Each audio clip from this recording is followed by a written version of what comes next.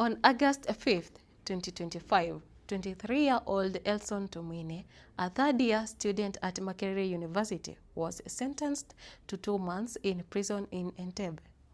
He pleaded guilty to charges under Uganda's Computer Misuse Act after posting a TikTok video critical of Yoweri Museveni and Speaker Anita Among. Tumwine mysteriously disappeared on June 8th while interning in Hoima. His disappearance sparked fierce allegations from opposition leaders claiming he was detained by military intelligence. He eventually reappeared in Entebbe in mid-July, reportedly dumped at a police station before being formally charged.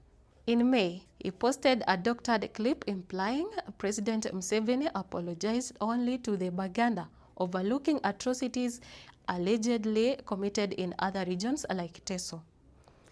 Prosecutors argued the video was meant to ridicule, demean, and incite hostility. Tumwine pleaded for forgiveness during sentencing, which Magistrate Tibayeta cited when handing down a 2-month jail term instead of harsher punishment.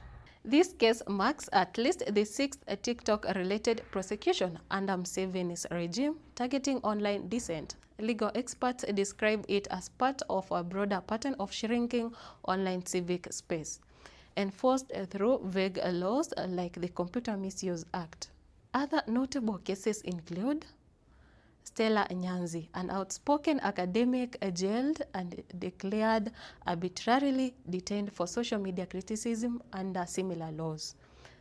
Robert Shaka, aka Tivo, was accused of critical online commentary and charged under Uganda's offensive communication laws, with general elections scheduled for early 2026. Tumwine's sentencing raises urgent questions.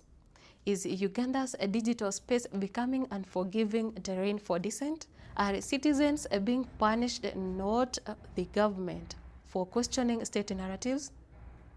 Does this reflect growing authoritarian control via legal frameworks used to silence critics? You've just uncovered one of the clearest warnings emerging ahead of Uganda's next elections: a digital exile of youthful criticism.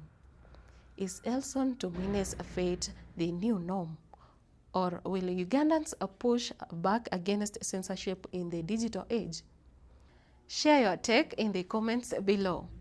Don't forget to like, share, and subscribe, because here at GTN Africa, we don't just report, we interrogate power.